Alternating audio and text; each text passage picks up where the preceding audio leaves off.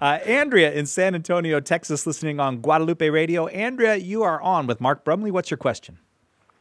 My question is, it's actually a question that my mom had. I have a teething 6-month-old. Oh, well, And, congratulations. Thank you. Both of us were actually just wondering the other night, do children or infants, when they're going through like growing pains and teething, like my little baby, do they experience the cross of Christ? Very good question. And I can say that I don't know the answer to that. I can say that there would have been a time when I would have said, I know the answer to that. The answer is no. And that's a reasonable answer. I'm not saying that that's an unreasonable answer. There are all kinds of good reasons why we might say no, they don't.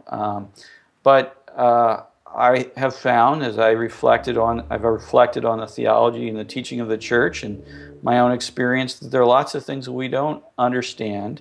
And the relationship of children and grace, I think, is among those things. It's very mysterious.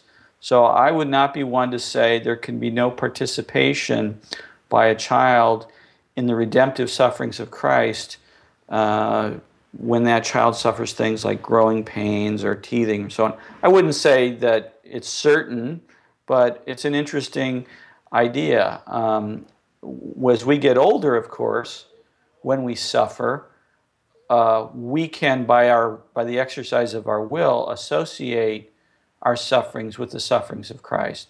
But when you're talking about someone who is an infant, whose will is not capable of being effectuated, as far as we know, and doesn't have the physical development so that the intellect of that child can operate in reflecting on experience and so on.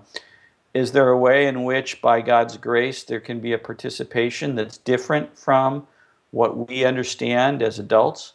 I'm going to say it's possible. Is it certain? I would say no, we don't know, but it certainly is possible. Does that help you, Andrea? That does. Thank you so much for answering that for me. Thank you. And we can hear the baby there in the background, too. That's kind of right. nice.